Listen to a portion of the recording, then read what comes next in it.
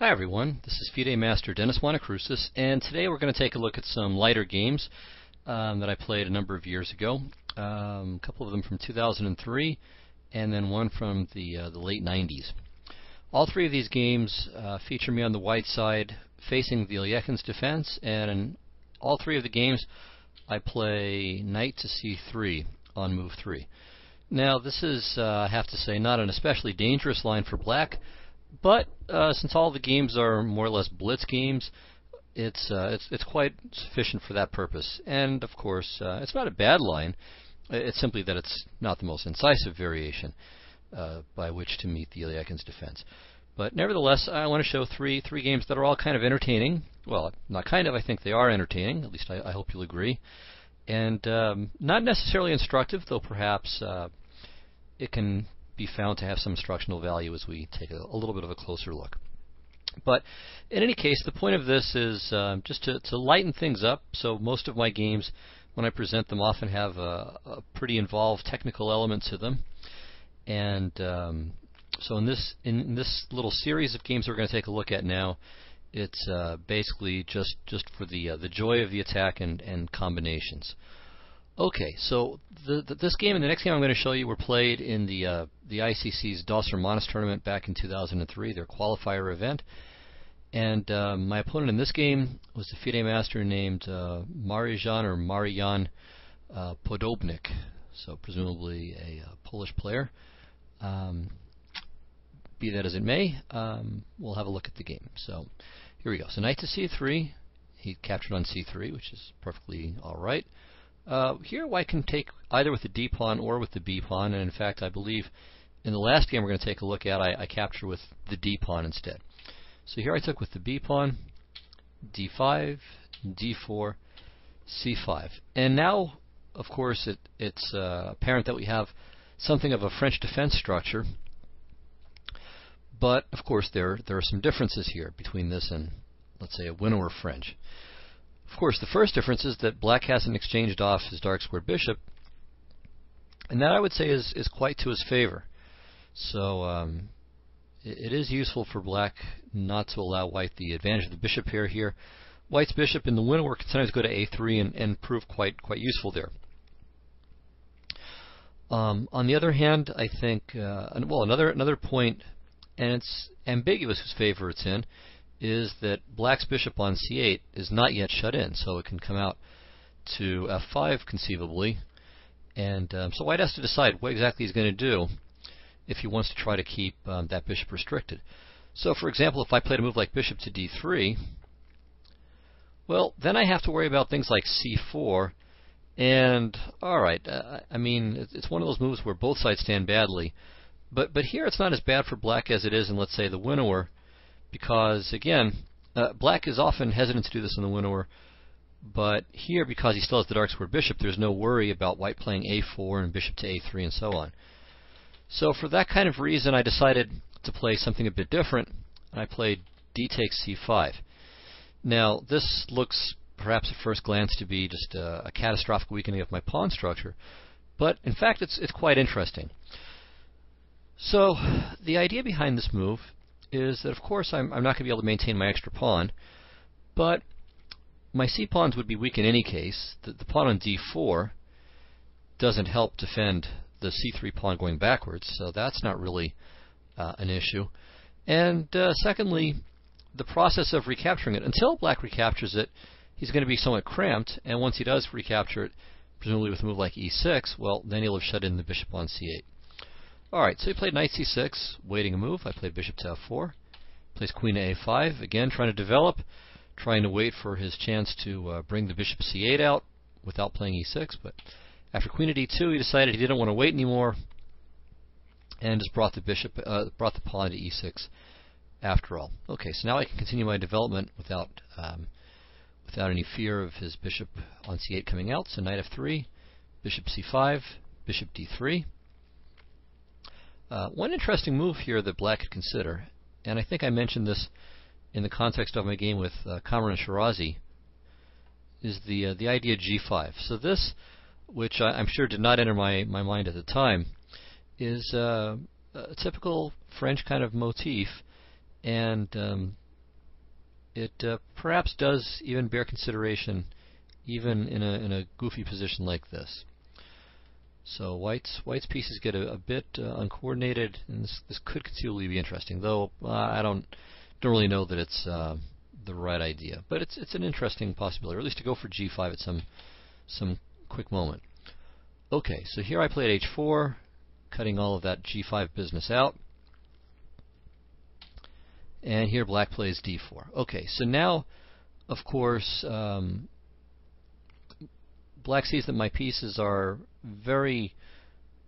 pretty well arranged to create attacking possibilities, but for an endgame, the position will be in Black's favor because of my weak queenside pawn structure. So D4 is essentially an invitation to exchange everything off, trade queens, trade the C pawn for the D pawn, probably trade a pair of knights, and enter an endgame where my C pawn is weak, my A pawn is weak, and perhaps even my E5 pawn slightly weak. So in this position with a very clear conscience, I simply sacrifice the pawn by castling kingside. So he's able to take the pawn, but now after queen to E2, everything is developed. All my pieces are developed. I just need to bring my rooks to better squares. His king, on the other hand, is going to have a little bit of a tougher time finding safety, and he really doesn't have any targets here. So not only that, but I also have some very nice possibilities here, most especially the idea of playing the knight to D2, which does two things. So first of all, it clears a path for my queen to go to the king side, to go to G4, perhaps in some position to go to H5, and it also sends my knight on a journey to some beautiful square like E4 or C4. Again, that's kind of reminiscent of the game with Shirazi. So that's what's coming. He played bishop to D7. I played rook A to B1. He played rook to B8. And here you should try to figure out what White's move ought to do. So this was essentially a glorified blitz game. So I had the right idea, and I kind of sensed that there could be something there, but I decided I didn't want to spend enough time to work it out to see if it really was there or not. But in fact, White has something that's very, very strong here. Okay, so I hope you've tried to find it and have succeeded in finding it. The right move here, which I did not play unfortunately, is rook to B3. Black has to play queen to A5, and now rook to B5. Okay, so this, of course, hits both pieces, and if queen to A3, bishop to C1, and the queen and the bishop are going to be separated. Or let's say if queen to C3, so we can make it take a move longer. So bishop to D2, queen has to stay in contact with the bishop on C5, now bishop C1, queen C3, bishop to B2, and now Black doesn't have to worry about the bishop on C5 any longer. It's the queen that's going to be lost here. So I did have a forced win in that way, but again, I was aware of the idea, but didn't see this rook B3, B5 stutter step idea, or if I did, I maybe missed the bishop maneuver at the end. So instead I played the attacking idea that I had mentioned before with knight to D2. And while of course this isn't as strong, it does give me an excellent position. Okay, so he played bishop to E7, and here perhaps knight to C4 again is an improvement, cutting off the black queen from retreat. So after B5, rook to B3, takes, White is clearly better. I'm simply up a queen for a rook and a piece, for a rook and a knight, and I have a better position as well. So it's at least a clear advantage for White here. Alright, so clearly I had not really set my focus on trapping the queen, or at least not seriously enough, and simply played knight to E4. Okay, so queen to A5, queen to G4. And this, I think, is a useful position for a slightly different reason. Here it's good to try to figure out what Black's move ought to play, because this kind of attack occurs quite frequently in the French defense, and it's easy to make the wrong decision here. In fact, in an analogous position in the recent game Lankarovic against Angelo Young from the 11th North American FIDE Invitational, the Norm event that I was just playing in a couple of weeks ago, Young was faced with a similar decision and went astray at this point. So see what you can come up with here. What seems to you to be the best way to respond to my threat of queen takes G7.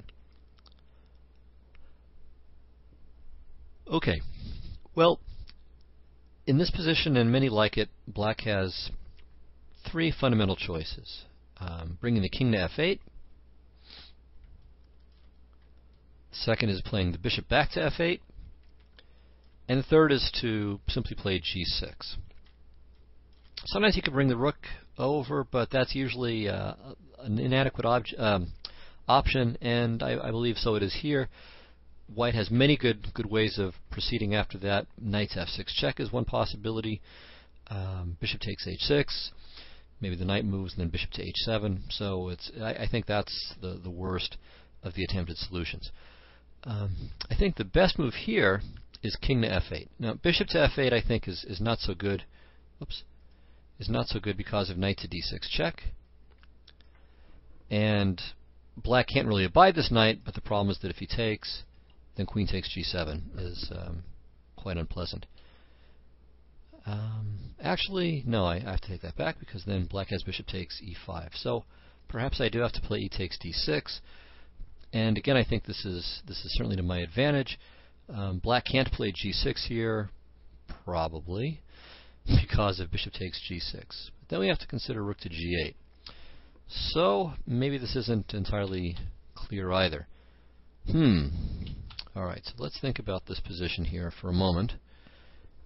So rook to b5 first, perhaps, is what I need to play.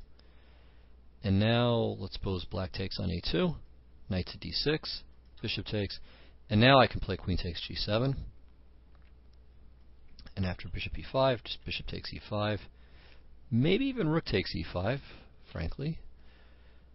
And the point of rook takes e5 is that way on rook to f8, there's bishop takes h6. So this looks quite promising, as does simple e takes d6, because now on g6, bishop g6, rook g8, bishop takes f7, king f7, queen h5, and I think I'm okay here, but maybe this is less clear. Rook g6, yeah, okay, this is not 100% clear. So probably the best is simply queen takes g7 in this position. Okay, so bishop f8 is not, I mean, it's well motivated, but it looks like it's probably a bit too dangerous. So I think the right way to play is just king to f8. And really the only drawback of this move is that the rook on h8 is locked in.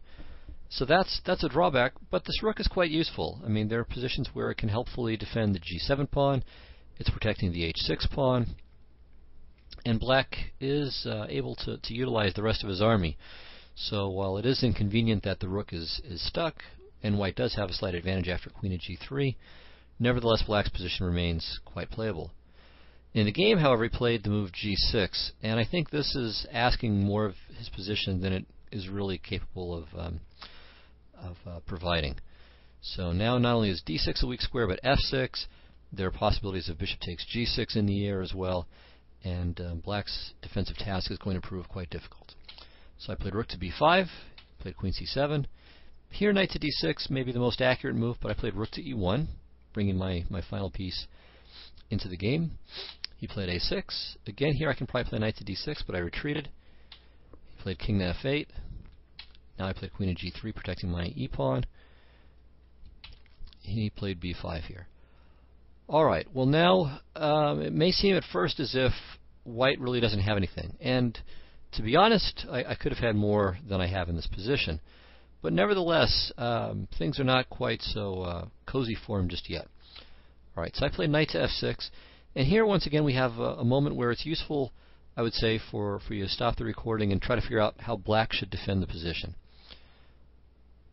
So it's easy to miss things in the context of a blitz game, obviously, but since you have a little time to think, it's a good position for your defensive skills to try to figure out what black's move ought to play. Okay, the answer, I believe, is simply bishop to e8.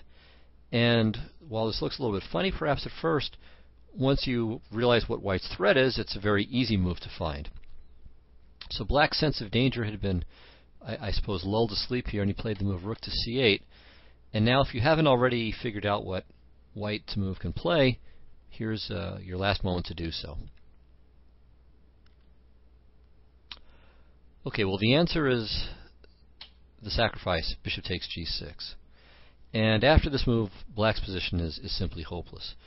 If he grabs the bishop, then queen takes g6, and now there's no adequate response to the simple threat of bishop takes h6, which right now doesn't only win the rook, but will lead to mate. So bishop h6, rook h6, queen g8. So black's responses here would have to involve moving the bishop, but after bishop takes f6, e takes f6, black is simply getting mated with the threat of queen g7 and queen takes h8, and then queen g7 and queen g8. And black can't play something like rook to g8 because bishop takes h6 is mating. So another try is bishop to c5, but white's winning here too. So an example we take, threatening various discoveries, most especially knights at d5, where we're hitting the king and the queen. So king f8, and then rook to b3. The rook is going to come over to f3, in some cases maybe to g3, and black is absolutely defenseless here. So in the game, after bishop takes g6, now black chose to play bishop to e8. But at this point it's a little bit too late. So see if you can figure out how I finished the game off here. Okay, well, I think perhaps many of you will have seen that it would be very attractive for me to be able to capture this pawn on h6, and additionally I would like to have the idea of playing queen to g8 in some cases too. So I combine these two ideas with the move bishop to h7, which of course threatens bishop takes h6, and if rook takes h7, I have two mates in one. There's knight takes h7 mate, and there's queen to g8 mate. So after bishop h7, my opponent played bishop takes f6. Of course, I played e takes f6, keeping his king incarcerated. And now the neat point, or one neat point, is that if he plays rook takes h7, I have bishop h6 check, followed by queen to g7 mate. So he played queen takes f4, a last gasp, hoping for queen takes f4, and then rook takes h7. Of course, I'm still winning there, but it's much simpler to give checkmate straight away. So a fun game. Again, this is nothing heavy duty. There are plenty of errors in the game, but it's entertaining, and it does have its instructive moments. All right, the next game was also played in that same tournament. This is against Sasha Vukanovic, who was a Yugoslavian international master. And this game is, I think, much more accurately played, at least on my part. Okay, so again, the same opening and the same knight c3 variation, but this time, instead of capturing on c3, black played the move e6. So again, the game takes on somewhat of a French character. I played d4, he played b6, and now that he's kind of committed his bishop to that diagonal, now I'm happy to take on d5. So this kind of wrong footing idea is a common one in chess.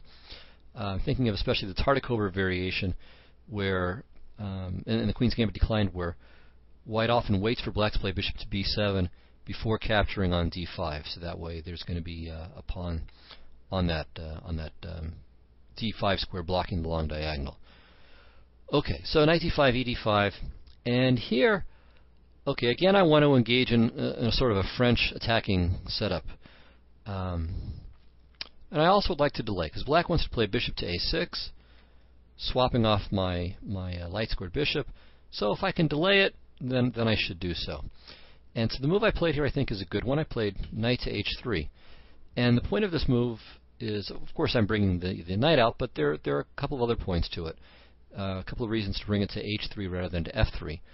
One is that this knight can often be very nicely posted on f4, both because it's gaining a tempo hitting the pawn, which is convenient but not all that significant by itself, but because it can from there proceed to h5, which, let's say, if black has played bishop to e7 and then castled short, you can see could prove to be quite useful, bringing my knight into the kind of a threatening zone there.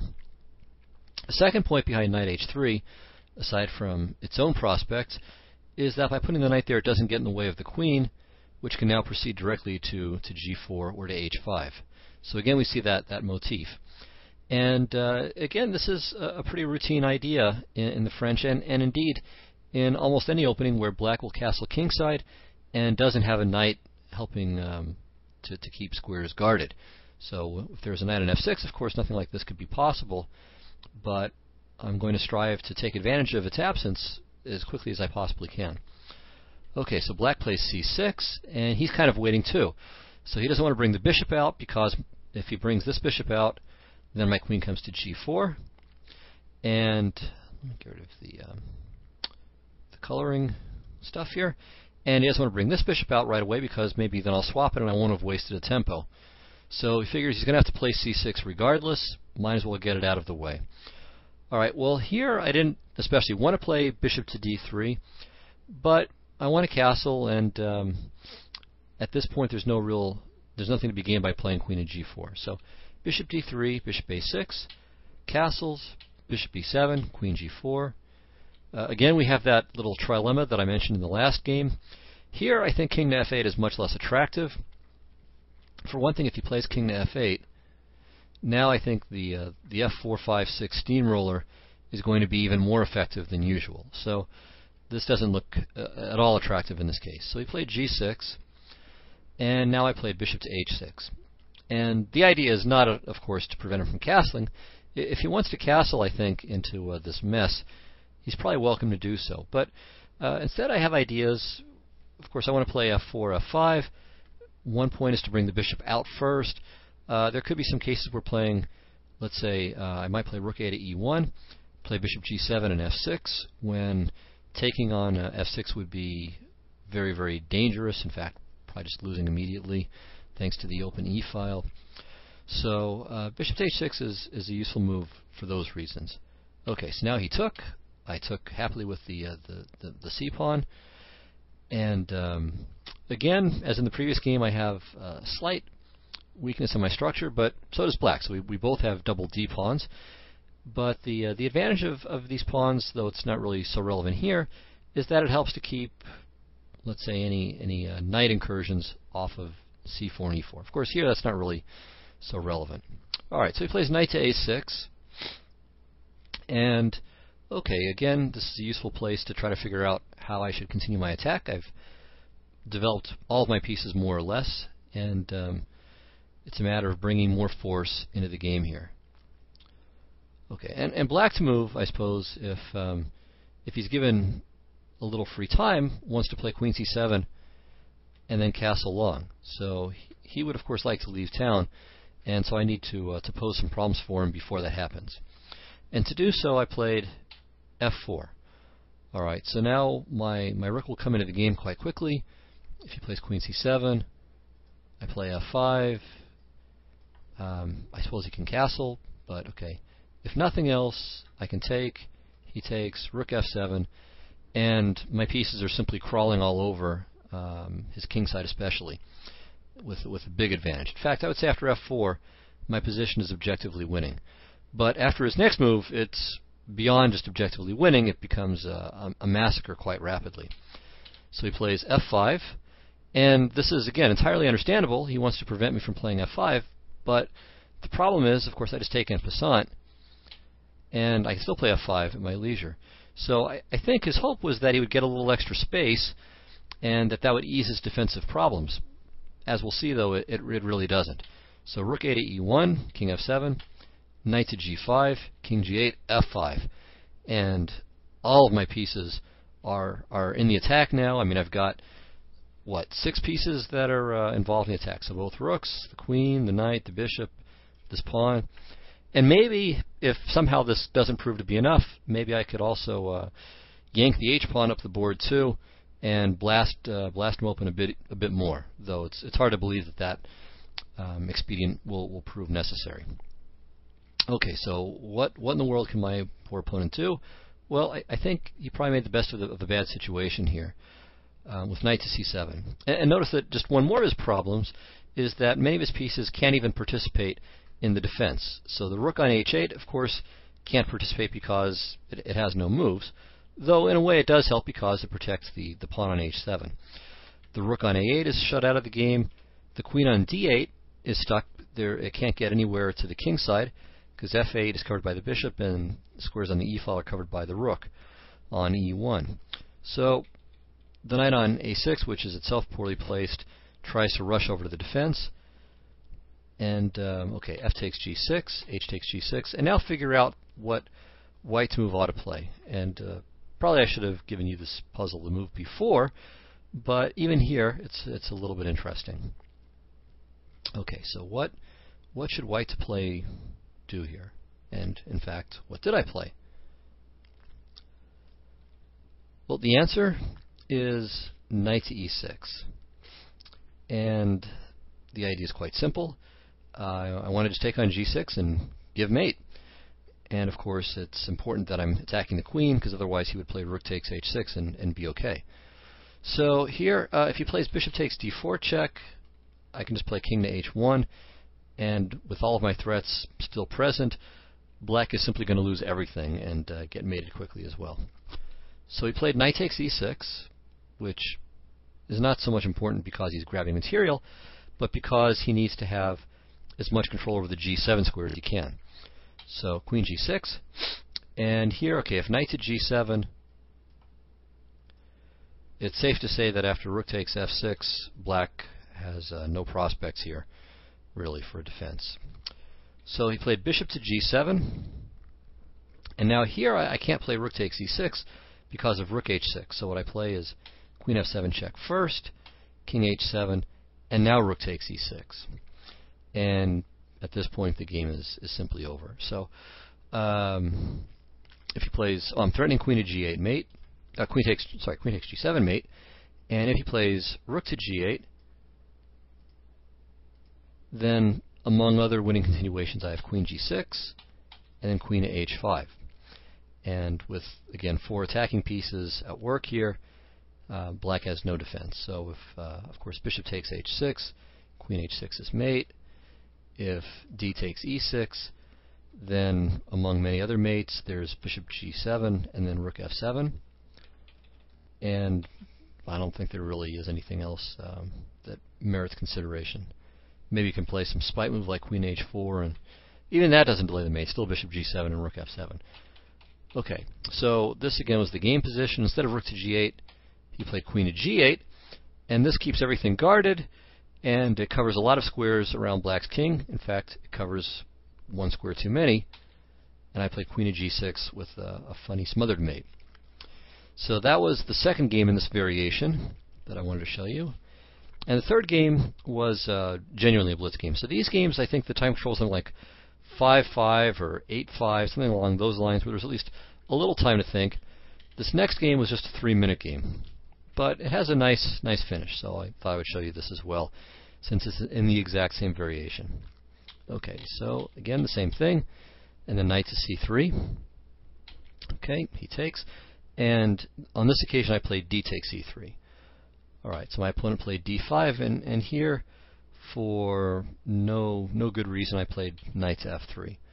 So I'm sure, I believe the best move in this position is to play c4, if I recall correctly. The point of this is that, okay, I want to play bishop to d3 to develop my bishop and to try to keep his bishop dominated. But then black plays c5, and the idea of c4 could be annoying. Now, white could play b3 here. It's a little bit ugly. And also after knight to c6, then there's going to be a little discomfort. So white would probably want to play c4 here, but if he's going to play c4 here, he might as well play it to move b4, especially since c4 here would allow black to trade queens and take away white's castling privileges. White's okay there, but there's no argument for it as a good move there. That doesn't make it an even better move here. Okay, so I played knight f3. This is by no means accurate. Okay, of course my opponent played bishop to g4. And, alright, now there's this kind of funny little debate that goes on over the fate of my e5 pawn. Alright, first I played the move bishop to g5, just trying to prevent e6. So, of course, he can move the queen and play e6, but at least I got my bishop out first, and it's a useful move to make. Okay, he threw in h6, I played bishop to h4, and now he plays knight c6. So he's threatening to take on e5, or to take on f3 and then take on e5, so I play bishop to e2. So that way if he takes, I recapture. Well, I can just show you this. So he takes, I take, he takes, and I can grab on d5. So my pawn is safe for the moment. Okay, he plays queen to d7, preparing e6 and also perhaps to castle queenside. I do the same, queen to d2. He plays e6, and now he is threatening to take again on e5 after taking on f3. So here I come up with a kind of a witty rejoinder. I simply ignore the threat and castle. So my opponent was perhaps a little surprised by this and executed his threat. So he took on f3, I recaptured, he took on e5, and then I play bishop takes d5. So the point of this is that after e takes d5, I play rook h to e1, and then I'm going to follow up with f4 if necessary, and I regain my piece. So that's the clever idea here. Though I suppose, let me see, after f6, f4, what about g5? Okay. I wonder. So if takes, e takes, king f7. Alright, do I have real attacking chances here, or is this just smoke? Not so clear. I'm not completely persuaded that it's just baloney here, but it could be. Let's see, queen to e2, queen f5. Feels as if his queen should be overloaded, but perhaps this is an illusion. Alright, there's also queen f4, with maybe some, well, a couple of ideas. So one is to play queen h4, h5. There might be some bluffing lines where I can play rook d5 and queen c7, or maybe play rook e7 check. Alright, well, in any case, this is kind of speculative, so I'm sure black is better here, though I'm not persuaded it's hopeless. Okay, well, in any case, am I missing something big here?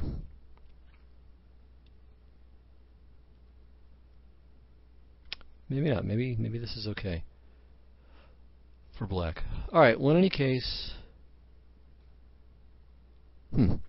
Alright, in any case, he didn't take on d5, and he played a move that looks to be immediately winning, knight to g6. And this move I had seen in advance, and I had a good rejoinder prepared. So here he's simply taking his knight off of the open e-file, or what's about to be the open e-file, and so he's hitting the bishop on h4, he's hitting the bishop on d5, and it looks as if white is just busted here. So see if you can figure out what I ought to do here and what I in fact did. So again, this is light entertainment here. This is not heavy-duty chess, but this is still very pretty, and I was very happy to conclude the game with the move bishop to c6. And in fact, even my opponent commented after the game. I said, "Nice." And yeah, you don't get to make moves like that all the time, so it's kind of fun when you get that chance. All right, so the point is that after bishop to c6, if he plays queen takes c6, there's queen to d8, and then rook takes d8. So the famous Morphy versus Count and Duke kind of mate. And other than queen takes c6, there's just really nothing else to be played, because I'm threatening not just bishop takes d7, but simply queen takes d7. So you can play knight to e5, but then I can still play either bishop takes d7 or queen takes d7. So we can be generous here and mate that way. So fun way to finish the game, and again, a fun series of games, and hopefully they've given you some interesting ideas about attacking play, and primarily I hope that the games have entertained you. But I do think that there are some instructive moments, especially in the first two games. This last one, I think, not quite as much. Though, one thing that we can see, and just a general comment I'll make about the Alekhine defense, is that one of the ideas, certainly, which may seem surprising, but one of the basic ideas of the Alekhine's defense, even in the main lines, is that black is trying to resolve the problem of this bishop on c8, trying to find a way to bring it into the game rather quickly. And in that respect, it's an akin opening to the center counter into the Caro-Can. So all three openings are ones in which black is concerned to bring that bishop out. And that's part of the reason why this knight c3 line appealed to me at a certain point, because it's an attempt, though we didn't see it in this game because of the way I handled it, but it's an attempt to try to keep that piece out of play. So at any rate, as I said, I hope you found some of this instructive, and I certainly hope that you found it entertaining. So look forward to your comments, and thank you very much, and I'll see you next time. Bye-bye.